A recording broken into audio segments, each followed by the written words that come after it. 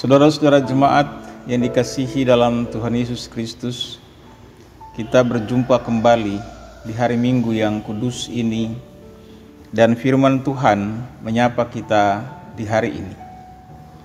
Nas bacaan kita dalam ibadah hari ini terkutip dari surat Paulus yang pertama kepada jemaat Korintus. Pertama Korintus pasal 3 ayat 1 sampai dengan ayat yang ke-9. Mari kita berdoa supaya Roh Kudus menuntun kita dalam membaca, memahami, dan melakukan firman Tuhan. Kita berdoa. Kami selalu merendahkan hati dan hidup kami untuk dipimpin oleh Roh-Mu Tuhan, sebab kami hidup hanya karena firman-Mu.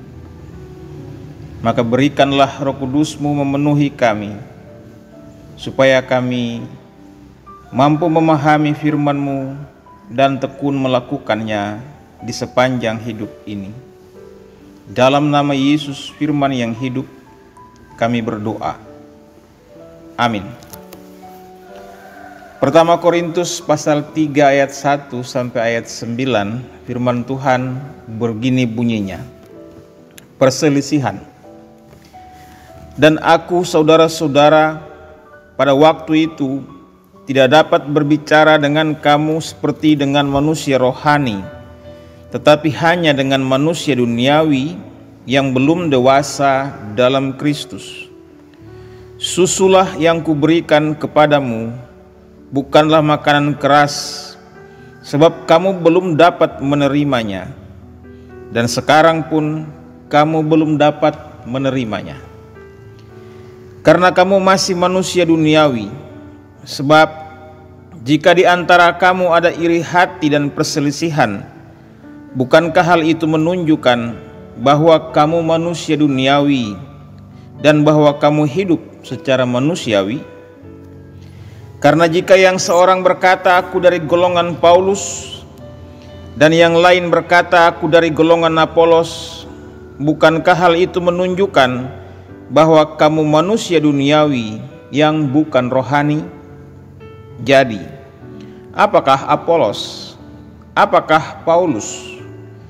Pelayan-pelayan Tuhan yang olehnya kamu menjadi percaya, masing-masing menurut jalan yang diberikan Tuhan kepadanya. Aku menanam, Apolos menyiram, tetapi Allah yang memberi pertumbuhan. Karena itu, yang penting bukanlah yang menanam atau yang menyiram, melainkan Allah yang memberi pertumbuhan. Baik yang menanam maupun yang menyiram adalah sama, dan masing-masing akan menerima upahnya sesuai dengan pekerjaannya sendiri. Karena kami adalah kawan sekerja Allah, kamu adalah ladang Allah, bangunan Allah. Demikianlah firman Tuhan.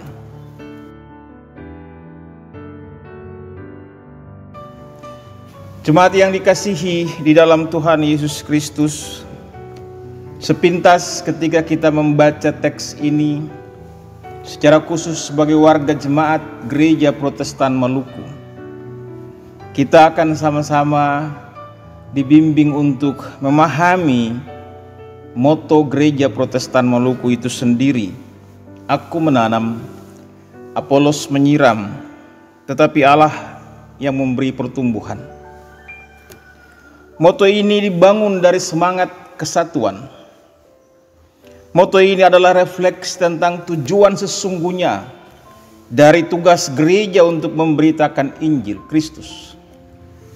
Moto ini juga adalah sebuah ilustrasi dari betapa susah payahnya upaya menaburkan Injil, tapi juga betapa susah payahnya upaya membangun jemaat, dan lebih daripada itu memelihara jemaat-jemaat yang telah memberikan respons positif terhadap pemberitaan Injil di dalam satu gereja yang utuh, yaitu Gereja Protestan Maluku, atau bahkan sebagai bagian dari keseluruhan gereja-gereja di dunia dan keseluruhan orang-orang Kristen yang mengaku percaya kepada Kristus atau memberi jawaban positif tentang pemberitaan Injil dan mengimani Yesus sebagai Tuhan. Mengapa itu menjadi penting? Sebab disitulah kita melihat bahwa tujuan utama pemberitaan Injil bukan semata-mata supaya ada orang yang mengaku percaya kepada Kristus, tetapi agar mereka dapat memelihara gereja yang utuh itu, mereka dapat memelihara kesatuan tubuh Kristus itu, mereka dapat memelihara persekutuan jemaat dalam satu gereja sebagai bukti bahwa gereja dipanggil untuk mempersatukan semua orang. Kita sadar dan memahami secara bersama-sama bahwa tentu ada banyak pendapat atau bahkan juga ada banyak pokok-pokok perselisihan di dalam ajaran-ajaran.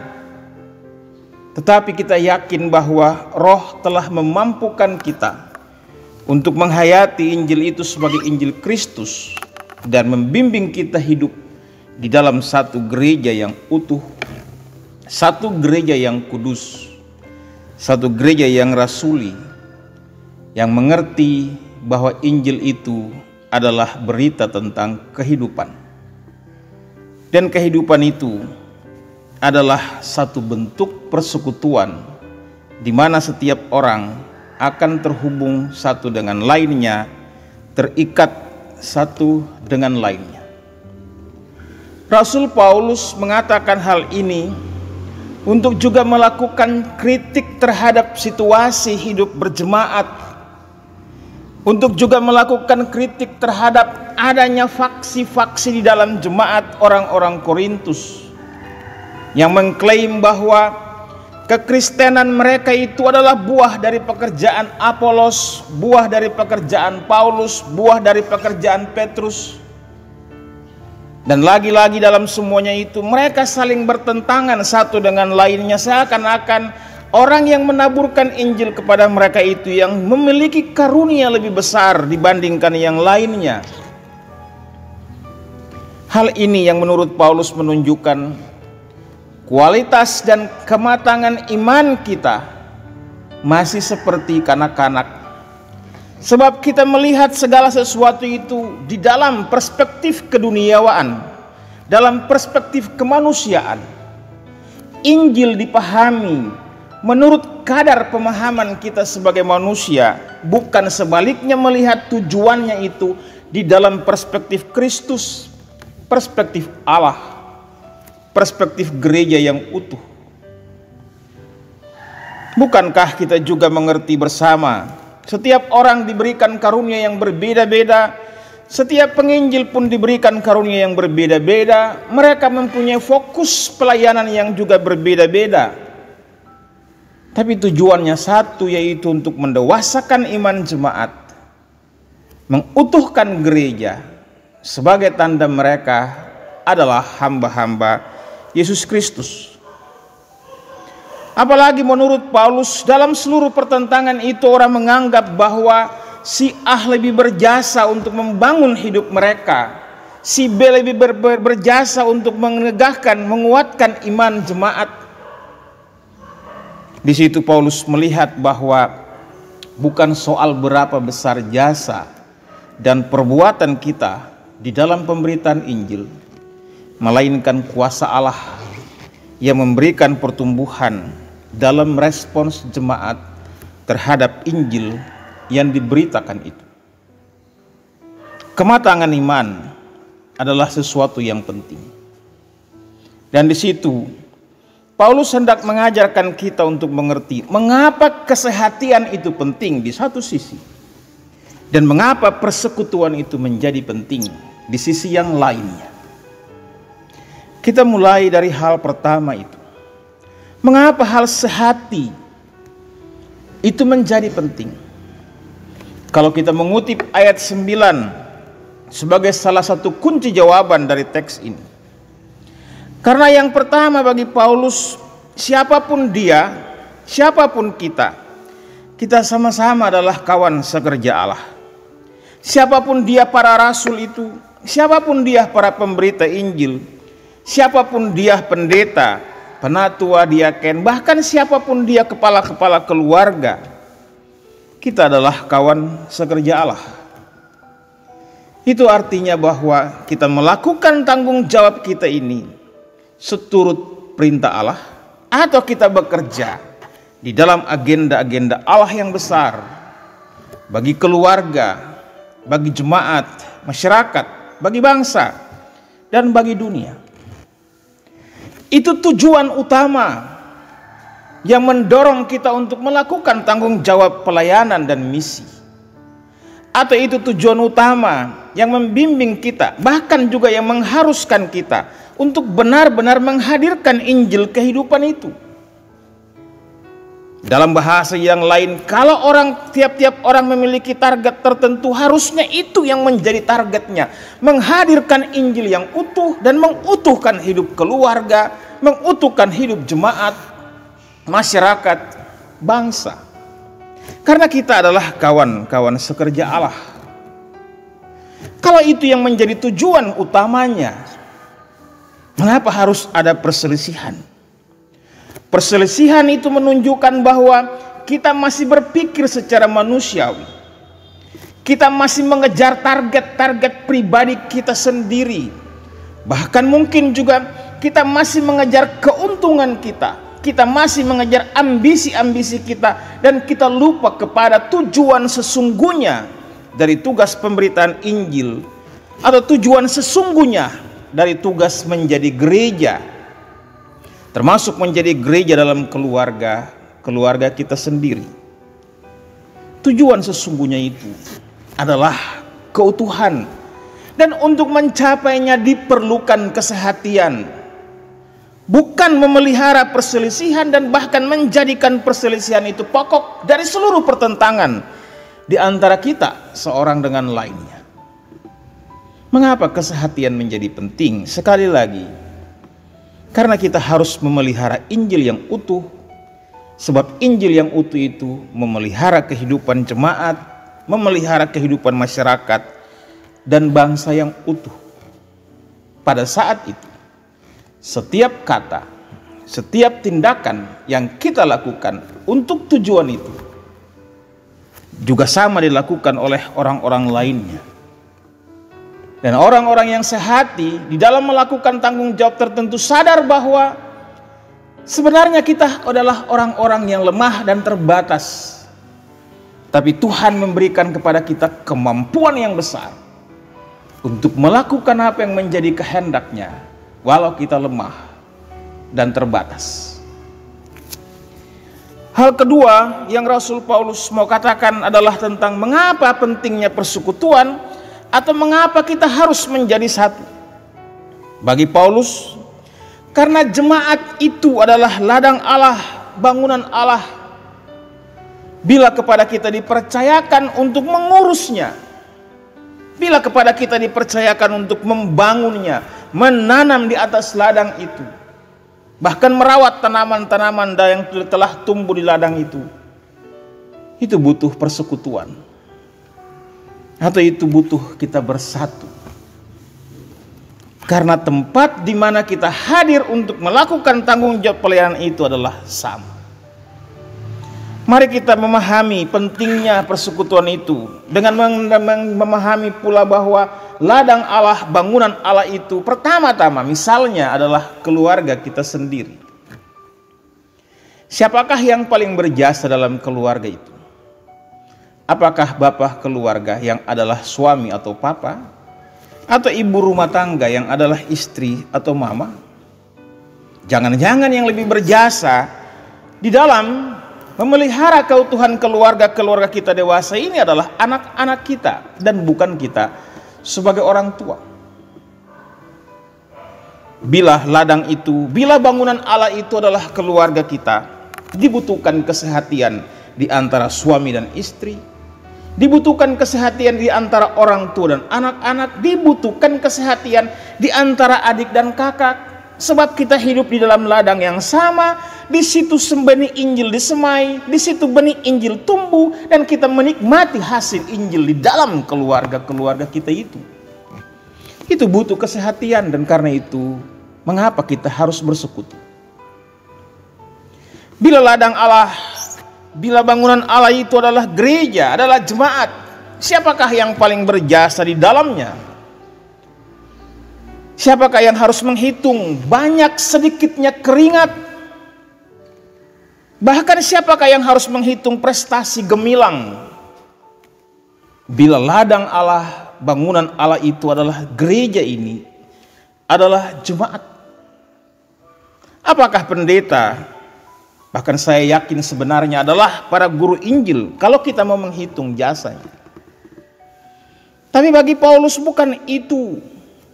Sebab di atas ladang Allah itu semua orang yang dipanggil sebagai hambanya harus bekerja. Setiap hamba yang diberikan karunia oleh Allah harus mengurus ladang itu, harus membangun bangunan itu sesuai dengan karunia-Nya, sesuai dengan talentanya masing-masing.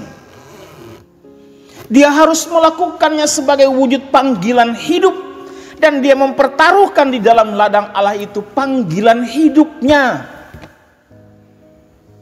Sehingga kalau Injil yang utuh itu menjadi tujuan, dan bila kita mengatakan ada pertaruhan iman yang kita lakukan dalam ladang Allah itu adalah bentuk panggilan kita yang sungguh-sungguh sebagai hamba Allah.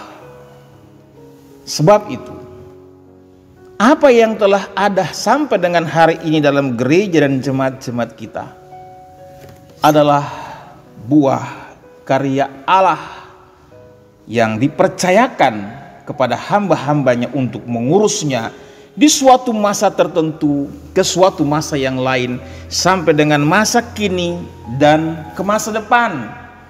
Dalam perspektif itu, tugas menghadirkan Injil yang utuh tidak selesai pada satu periode, pada satu masa tertentu, sebab dia berlangsung dalam masa kasih sayang Allah kepada jemaat, kepada masyarakat, kepada dunia.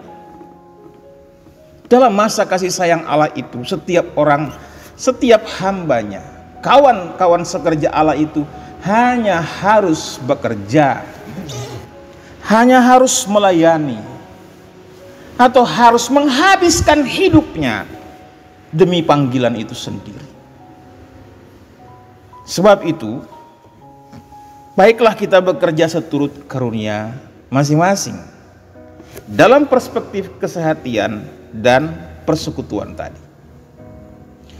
Bila ladang Allah, bangunan Allah itu adalah segenap masyarakat kita, baiklah setiap orang yang terpanggil mengabdi dimanapun dalam kehidupan bermasyarakat dan berbangsa ini juga melakukan tanggung jawabnya dengan sehati dan sambil memelihara persekutuan itu sendiri.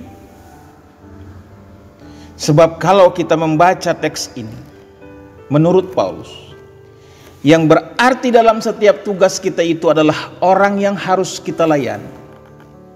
Yang berarti dalam setiap tugas ini adalah mereka yang kepada mereka kita dipercayakan menyampaikan Injil sebagai kabar baik, menyampaikan Injil sebagai berita kehidupan, atau menghadirkan kehidupan yang utuh itu. Mereka itu yang menjadi penting. Kita hanya kawan-kawan sekerja Allah, hamba-hamba Allah, yang harus memastikan segala janji damai sejahtera Allah itu berkenan tinggal di dalam hidup mereka. Injil ada di hidup masyarakat. Injil ada di hidup umat. Dalam terminologi yang lain, Tuhan yang hidup itu ada di hidup masyarakat, ada di tiap problem yang mereka alami. Kita dituntun untuk menyelesaikan semuanya, untuk menjawab dan untuk melakukan sebagai tanda bahwa kita benar-benar melayani Tuhan.